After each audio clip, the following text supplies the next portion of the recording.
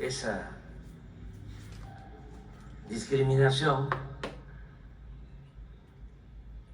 sino atenderlos, que el joven tenga garantizado el derecho al trabajo, el derecho al estudio. Entonces, lo primero es eso. Que se entienda, la paz es fruto de la justicia. No se puede enfrentar la violencia con la violencia. No es asunto de no me va a temblar la mano. A ver, mano dura. El que la hace la paga.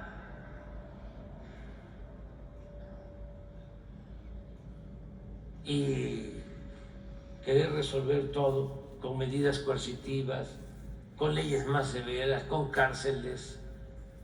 No, no basta eso. Hay que atender las causas. A partir de que el ser humano no nace malo, son las circunstancias las que llevan a algunos a tomar el camino de las conductas antisociales. Y entender de que el mal se enfrenta haciendo el bien. Aunque se rían, se quieran, se burlen,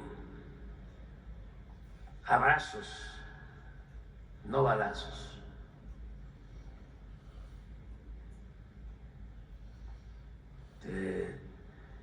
Vean la crisis, con todo respeto, en Estados Unidos. Porque a veces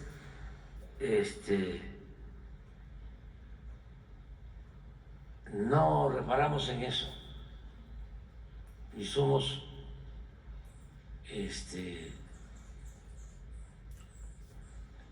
nada más imitadores. No valoramos lo que nos dejaron nuestros antepasados, lo que nos heredaron las costumbres, las tradiciones, el cómo son tan fuertes nuestras culturas que no pudieron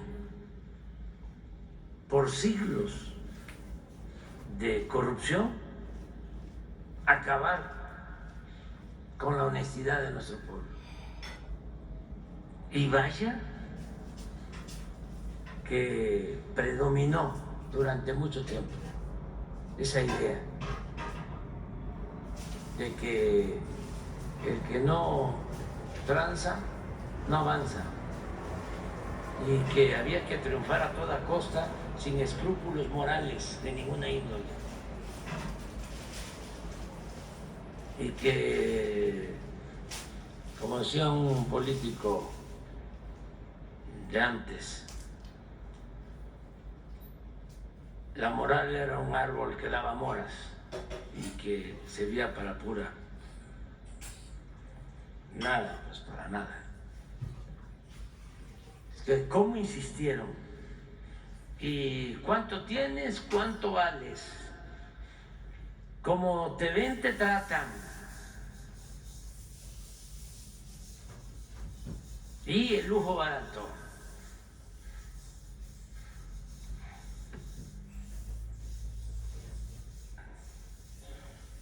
A pesar de todo eso, toda esa avalancha, no pudieron eclipsar en México profundo en valores, lo que nos enseñaron nuestros padres, nuestras familias, lo que se practica en los pueblos.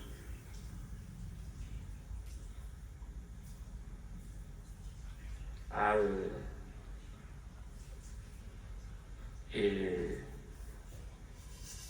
grado de que aconsejaban que se podía heredar a los hijos pobreza, pero no deshonra. Entonces, eso es lo primero. Y al final es el amor al prójimo,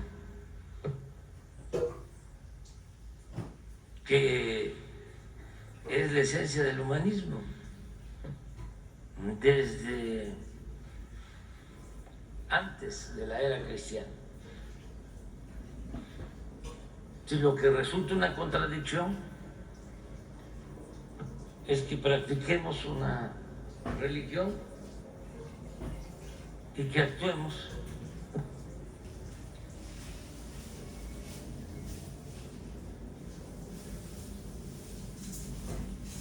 en contra de la doctrina que inspira la religión que se practica. Un poco lo que decía Gandhi sobre el cristianismo. A ver, él era un admirador de Jesús Cristo, pero decía, no entiendo a los cristianos.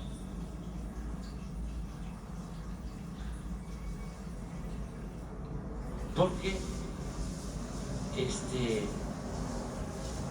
no siguen su doctrina. Ya les puse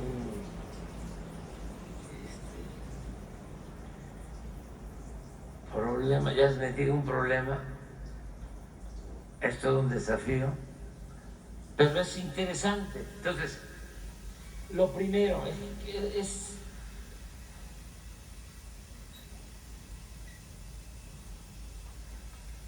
me gusta tu Cristo, no me gustan tus cristianos. Tus cristianos son tan diferentes a tu Cristo.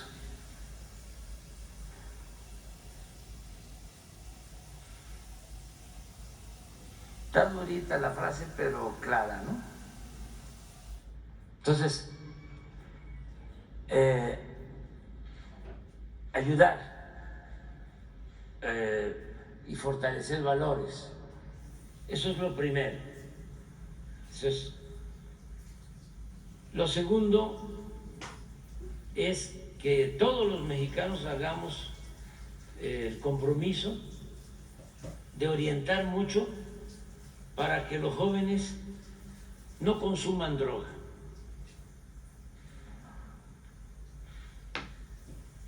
Tenemos la ventaja de nuestras culturas,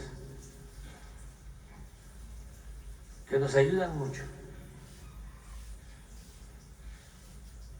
Eso nos protege. Pero también podemos hacer bastante, mucho, si informamos sobre el daño que causan las drogas. Todo esto que venimos haciendo de la campaña,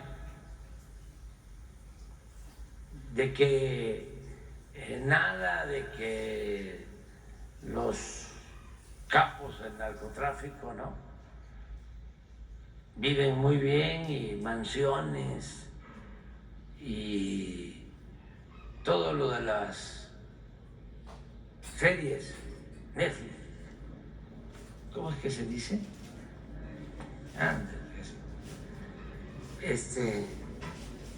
¿No? ¿Ven las escenas? Las casas, las residencias, las casas de campo, los coches, Mercedes, Ferrari, de los más lujosos. Ellos, artistas guapos, las mujeres que participan, guapísimas,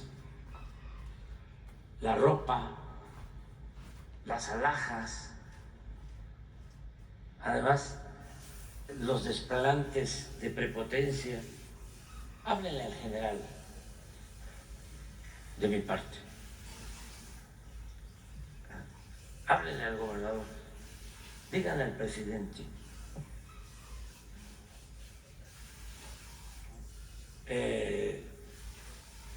Las fiestas.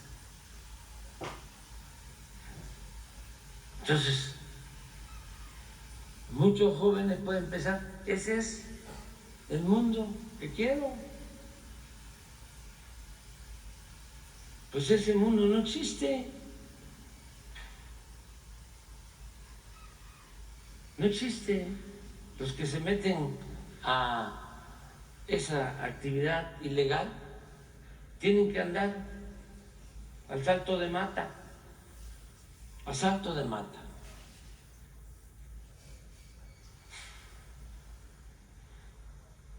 De un lugar a otro. Y puede ser que lleguen y que compren autoridades, dominen cierta zona, pero les va a llegar un día. Entonces eso no es vida. Pero los que consumen sufren más todavía.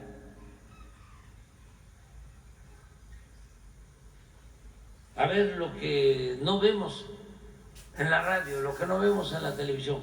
Pongan un mensaje de los que consumen, sí, fentanilo.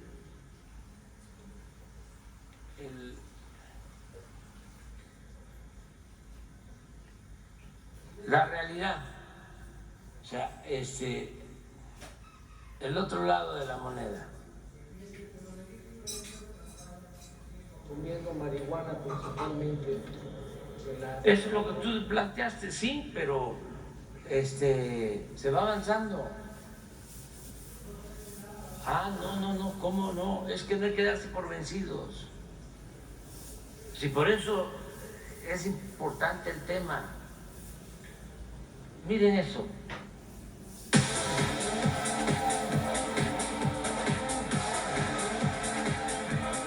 Muchas drogas químicas son elaboradas con ácido muriático, sosa cáustica y raticida. Ahora el narco añade fentanilo para engancharte desde la primera vez. El fentanilo mata, es 50 veces más potente que la heroína.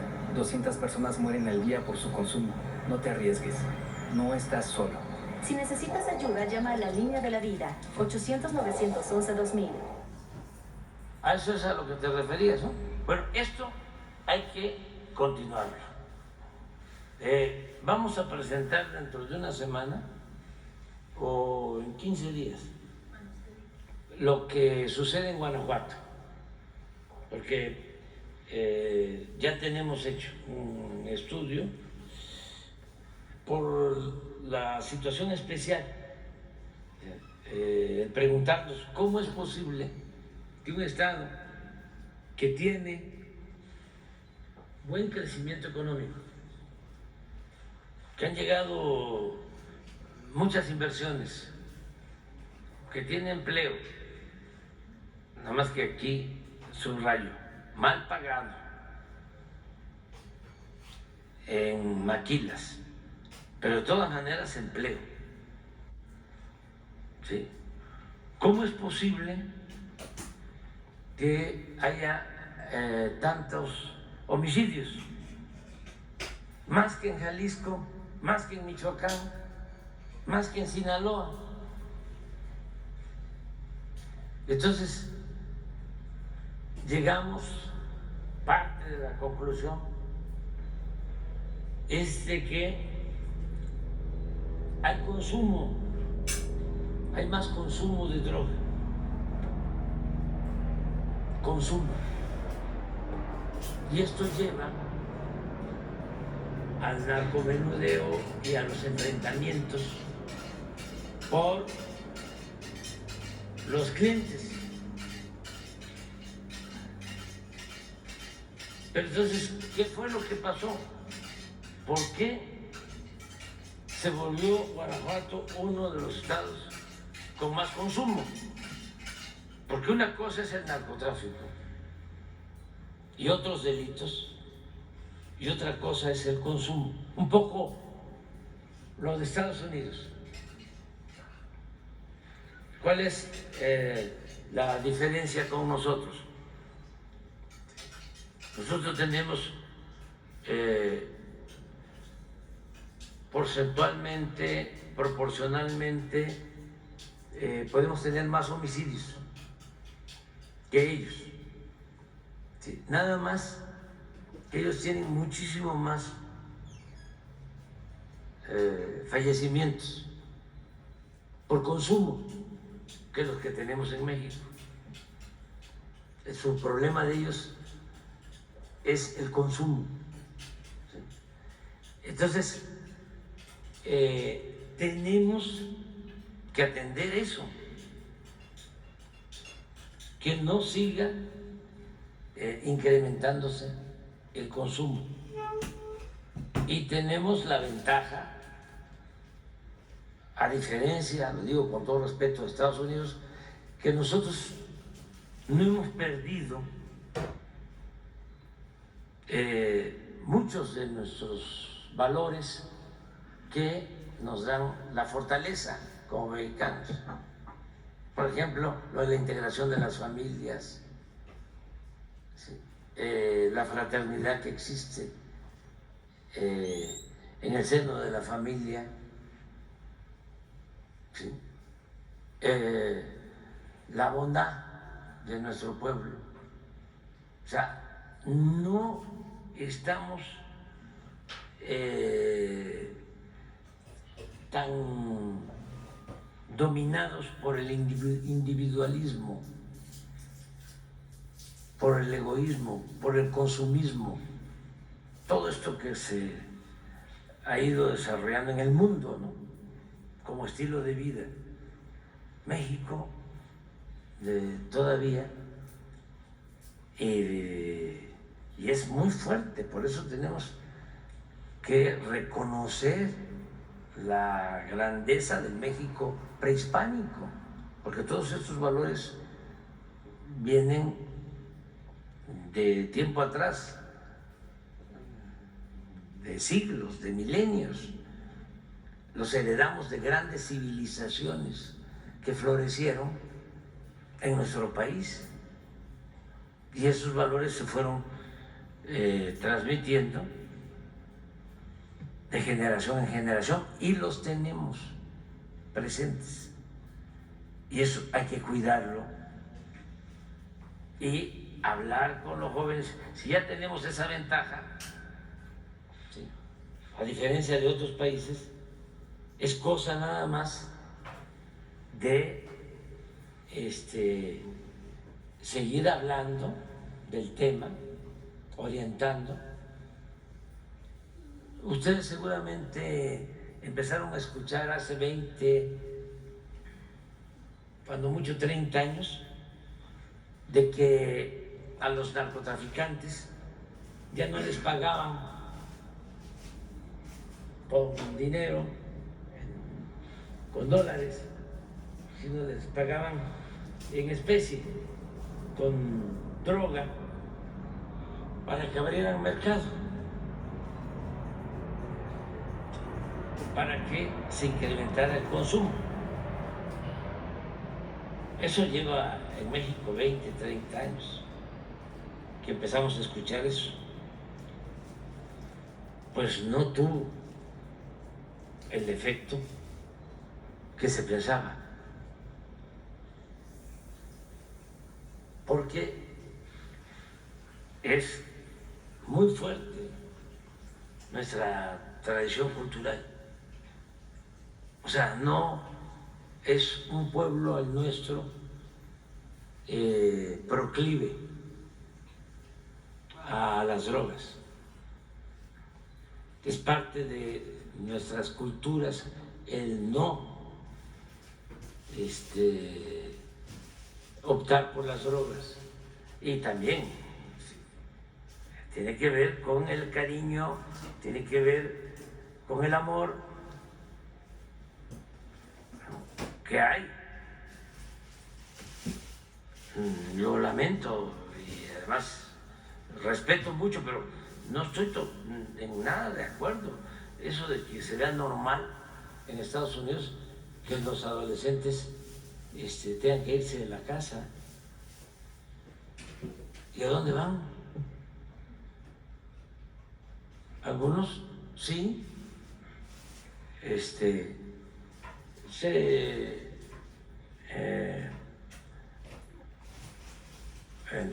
reúnen con otros amigos, ¿no? Y al estudio, pero otros toman el camino de las conductas antisociales y se sienten solos, hay un vacío. Eso lo debería de revisar el gobierno estadounidense. En vez de estar diciendo, los migrantes nos traen las drogas o el fentanilo, sí, puede desaparecer el fentanilo, pero va a subir otra droga. Y si hay esa soledad, esa ansiedad, pues no van a poder resolver el problema. Hay que atender las causas. Y yo creo que tiene que ver con la pérdida de valores. Porque desde que se fundó esa gran nación, los fundadores tenían una moral protestante. No sé, creo que eso lo fueron haciendo a un lado, ¿sí? Y empezó a predominar el individualismo, el materialismo, el consumismo, y eso es parte de la crisis. Si ustedes me dicen cuál es el principal problema que tiene Estados Unidos, así como antes, si me preguntaban cuál es el principal problema de México, la corrupción. Ahora, si me dicen cuál es el principal problema de Estados Unidos, esa descomposición social que lleva a la drogadicción. Eso no es un asunto fácil de resolver. Eso hay que atender las causas. Entonces, recapitulando con lo que tú planteas, primero, que se tenga una sociedad mejor. Segundo, que haya mucha orientación del daño que causan las drogas. Y tercero, que nosotros, las autoridades, no permitamos la impunidad. Que no se permita ni corrupción ni impunidad. Cero impunidad. Todo esto, ¿a poco no es una vergüenza? A ver, ¿por qué no pones la lámina de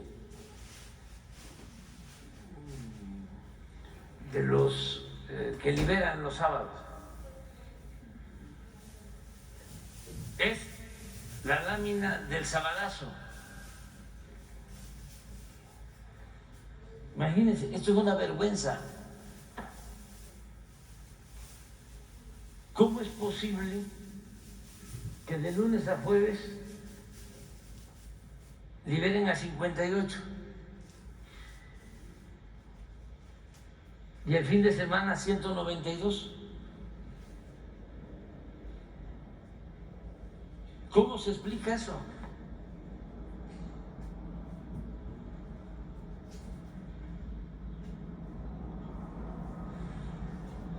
Ya, esto es en sí una denuncia. Y es corrupción.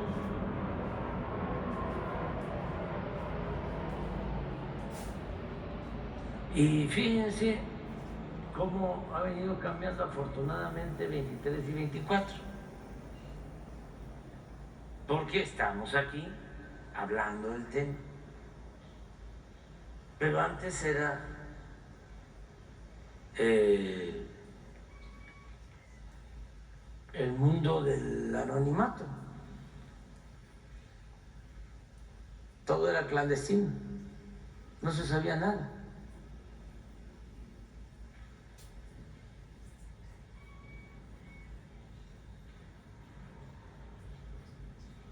Entonces, esto también y que nadie se enoje. Todos tenemos que buscar una sociedad mejor. Y además nos conviene a todos. Duele mucho cuando asesinan a una persona, más si se trata de un inocente, y que al poco tiempo, ¿sí?, el que cometió el delito ya está en la calle.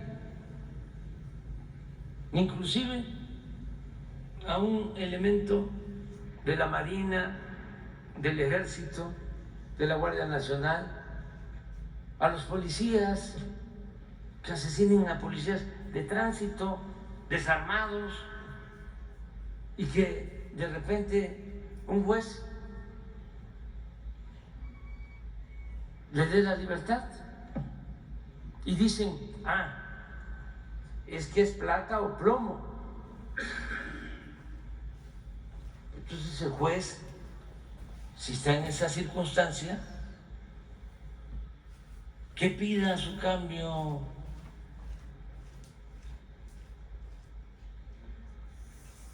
Que pida protección.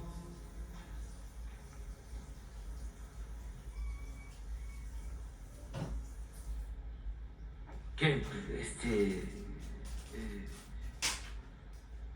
busque un trabajo en un despacho.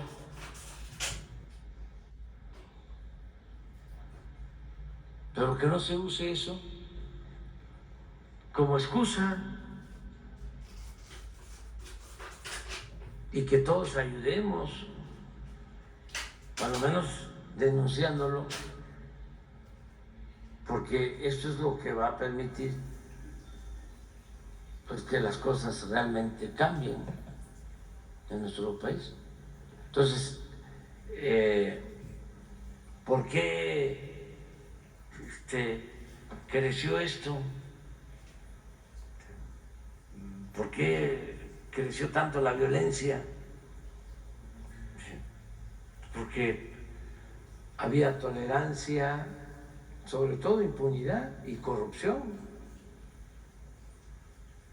Y arriba, las autoridades, pues eran parte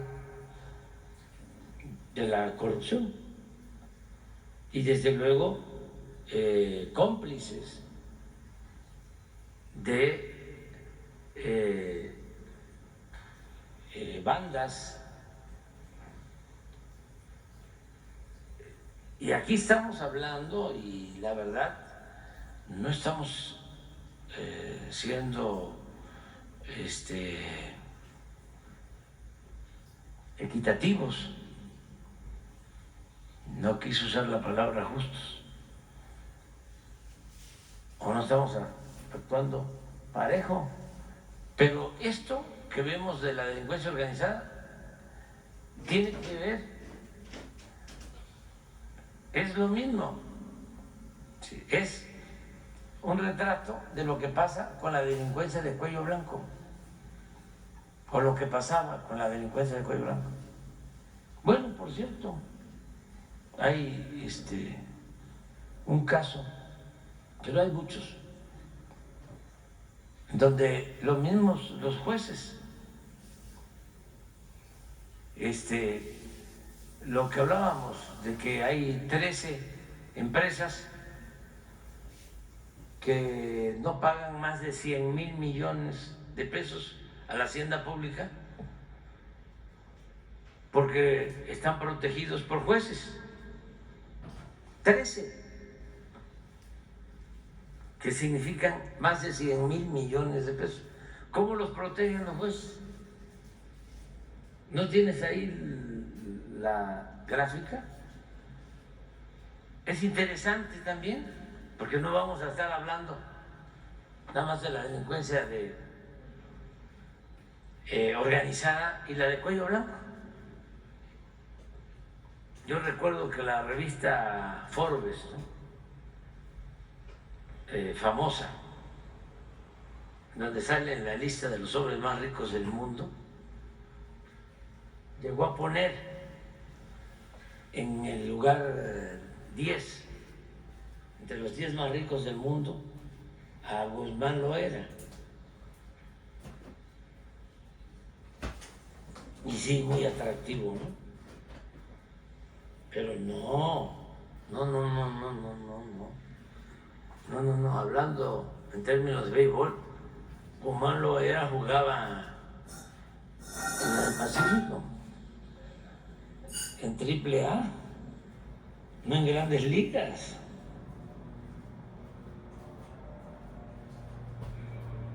Imagínense un negocio del sexenio pasado. Compran una fábrica de fertilizantes que costaba $50 millones aproximadamente, ¿no? Cuando hicieron el avalúo, calcularon que eran 300, pero en general, en términos comerciales, si acaso $50 millones. Valía 50 y la compraron en $500 millones. ¿Cuánto se ganaron en esa operación? $450 millones. ¿Cuántos son 450 millones de dólares? O sea, como a 18. Un golpe y sin riesgo de nada, platicadito en una oficina arriba, hasta con unas copas de vino y una buena botana. ¿Cuánto? 8,000 millones de pesos. Un atraco, uno.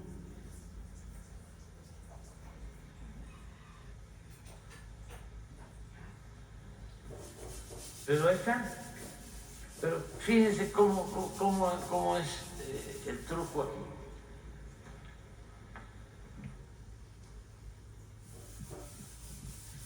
El Ministerio Público solicita orden de aprehensión o presenta una querella. Para que esto proceda, tiene que el juez otorgar una audiencia. ¿Cuánto tiempo se lleva desde que el Ministerio Público solicita la orden de aprehensión o el inicio del trámite por parte del juez? Miren los casos. Transportación aérea, que debe 33,495 millones a la Hacienda Pública, 195 días para darle la audiencia.